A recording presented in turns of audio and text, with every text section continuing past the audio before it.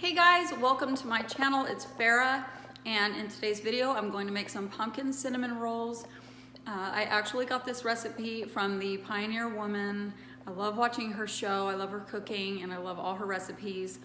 And the pumpkin puree actually gives the cinnamon rolls their beautiful golden color, as well as it really makes the cinnamon rolls super moist. And once you try them this way, you will never want to go back. They are so good, and just so indulgent, and your family will love them. So let's get to baking.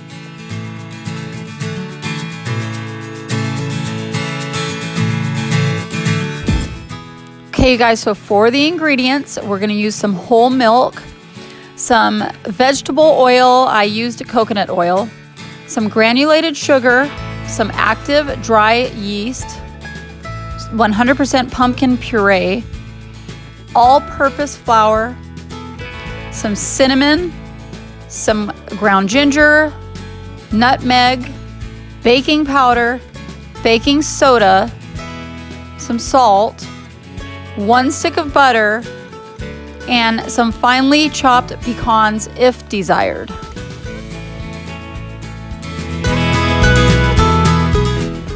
So if you guys don't have like nutmeg and ginger, just use some pumpkin spice as an alternative.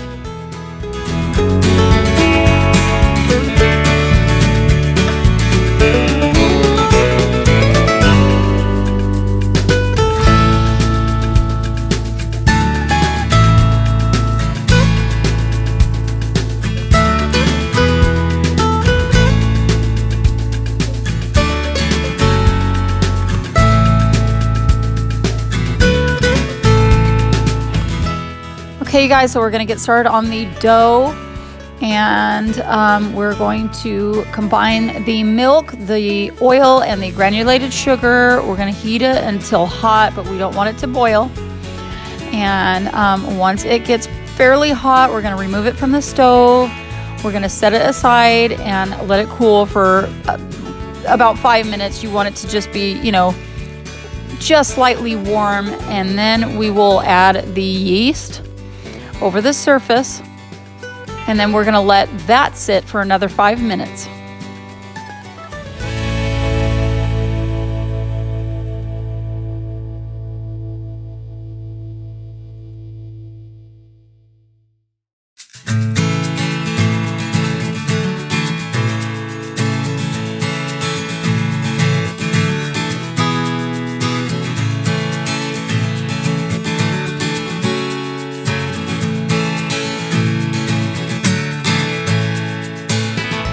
So while that yeast sits for about 5 minutes, I'm going to butter my casserole dish or my tins. And then I'm going to start on the filling. Minus the melted stick of butter, I'm going to add the brown sugar, the granulated sugar, the cinnamon, the ginger, the nutmeg, and the chopped pecans if you desire to have them in your cinnamon rolls. I prefer not to have the chopped pecans. And then you're just going to combine this and set it aside.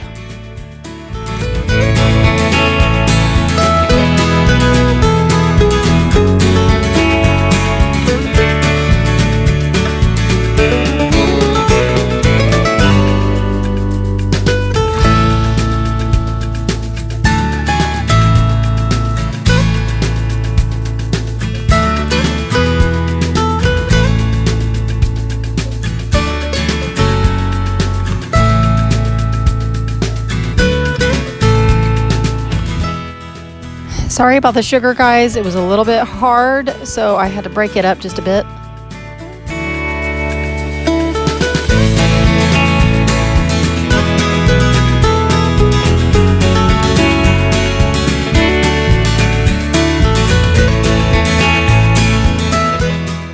So now I'm going to add the pumpkin puree to the milk and yeast mixture, and then I'm going to stir it real good.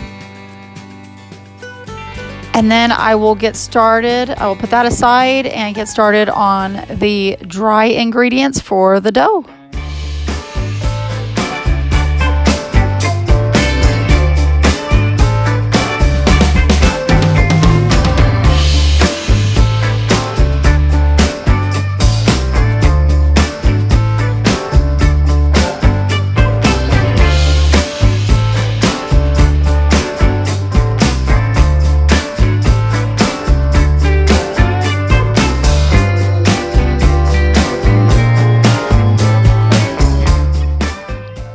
So now I'm going to go ahead and combine my flour, cinnamon, nutmeg, and ginger.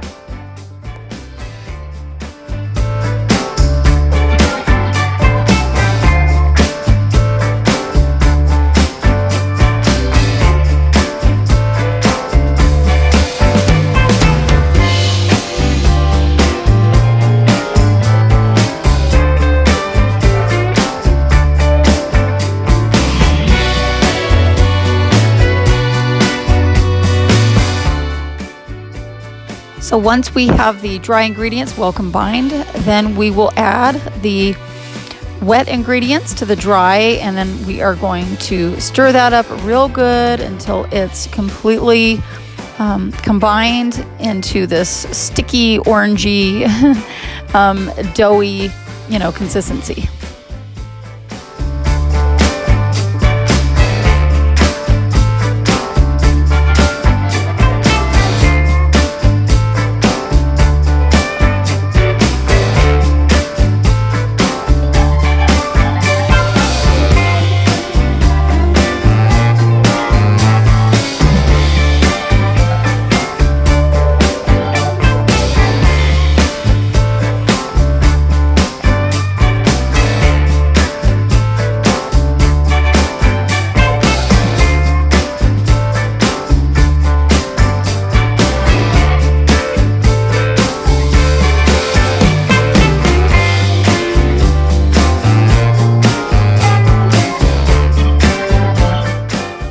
So once the dough is well combined, we are now going to set it aside to let it rise for about an hour in a nice warm place.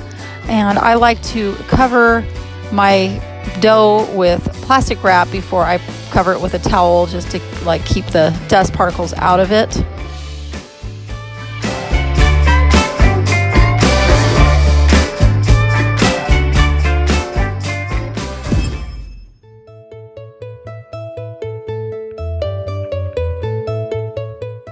As you guys can see, it has risen beautifully, and so now we are going to add a few more dry ingredients, another half cup of some flour, some more baking powder, and some more baking soda.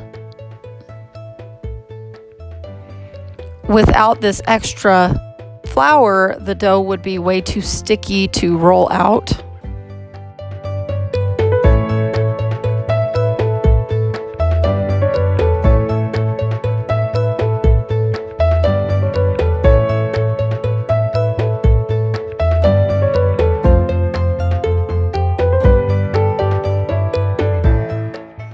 So we are going to combine this thoroughly until we have a nice firm ball of dough.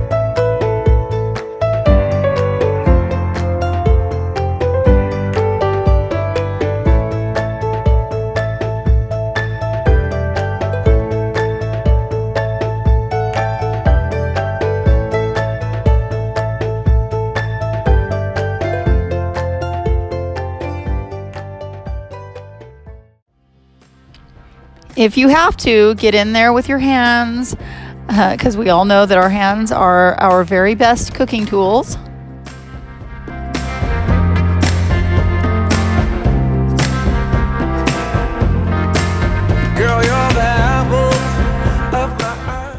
So now we're going to put that dough out onto a floured surface, and then we're going to press it into a rectangular shape.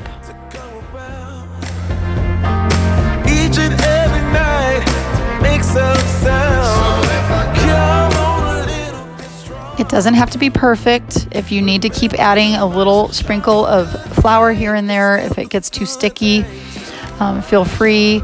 Just try to make it as rectangular as you can possibly do, and you can make it, you know, as big as you want or as small as you want. It's up to you. I've got a big family, so I try to make this puppy as big as I can.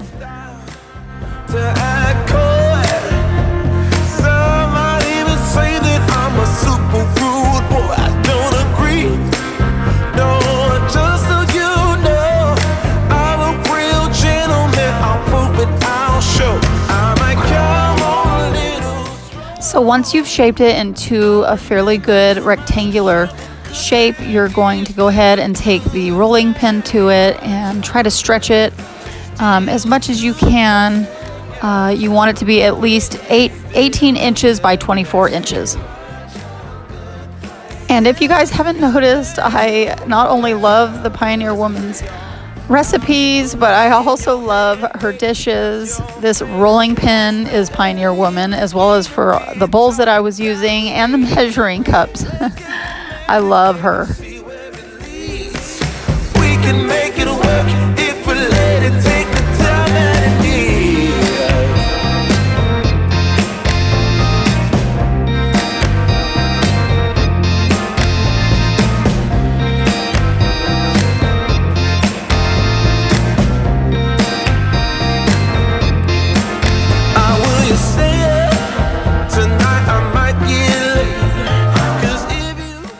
Okay, so this is where we spread that stick of melted butter all over the dough. I'm just going to use my hands to get in there and spread it around, and I'm going to make sure and cover every inch of that dough. Remember, too much of a good thing is still a good thing. It's still a good thing. Too much of a good thing. Still a good thing. So now it's time for the filling, which is the brown sugar, the granulated sugar, the cinnamon, the ginger, the nutmeg, and the chopped pecans. If you like chopped pecans, me and my family prefer our cinnamon rolls without the pecans, but hey, to each his own. It's still a good thing.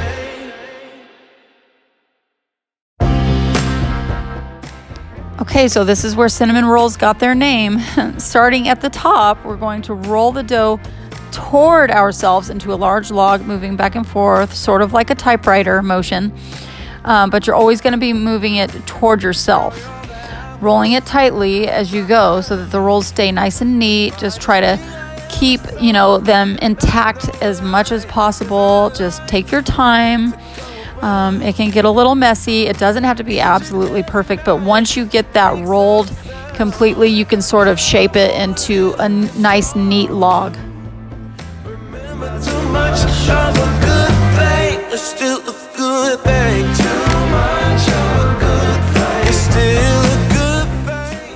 So once you've got that neatly rolled up, we're going to pinch the seams together, and then we're going to turn it seam side down. It ain't my style to act coy. Some might even say that I'm a super rude boy. I don't agree. No, just so you know, I'm a real gentleman. I'll prove it, I'll show. So you are going to want a nice sharp knife for this. We are going to slice the rolls 1/2 to 3/4 of an inch slices, and then we are going to place them into a buttered casserole dish or tin.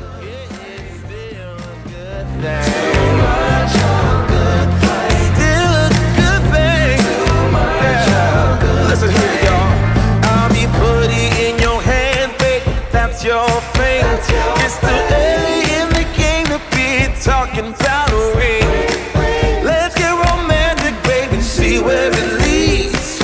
We can make it work if we let it take the time. So now we are going to cover them up, and then we're gonna again put them in a nice warm place for about 20 minutes to let them rise one more time.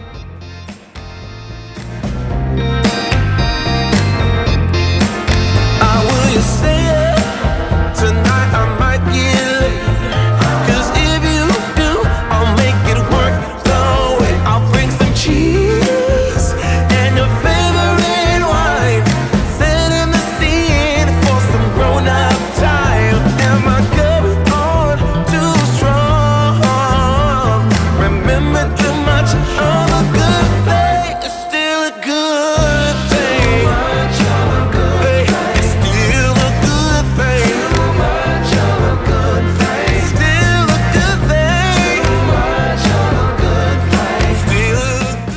So it's time to bake these puppies, you guys.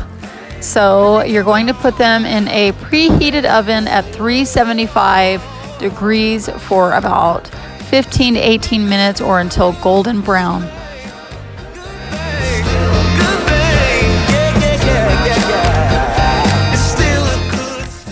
So while those are baking, I'm going to get started on the frosting. And this recipe actually calls for cream cheese frosting, which is what I usually use. But I wanted to change it up this time. I wanted to make a glaze, which if you want more of a glaze, you use more of the liquid, less sugar. If you want a thicker frosting, you want more sugar, less liquid. But I went ahead and I put some maple in here and some vanilla extract. You guys, it smelled so good. My house literally smelled like a donut shop full of like maple bars. It smelled so good. So my family ended up loving the maple glaze over the cream cheese frosting, but definitely try the cream cheese frosting, you guys, because it is so good. It really is. But like my husband and my kids just prefer the maple glaze, probably because it really soaked through. It soaked throughout each roll, you know, and just gave them that really, really moist consistency, rather than just sort of sitting on the top. But either way, it's just as delicious. So I'm just going to top these off with some pumpkin spice, and we're going to serve it up, you guys. Bon appetit. So I hope you guys enjoyed this cinnamon roll bake. Let me know down in the comment section below if you plan on making this recipe or how you like your cinnamon rolls. Don't forget to subscribe if you have not. I would love to have you join my YouTube family. Give me a big thumbs up. I would so appreciate it. Hit that bell so you're notified each time my videos are uploaded. Follow me on Instagram under supermom of7. Come check my website out at fairandorganized.com, and I will be seeing you guys in the next video. Bye.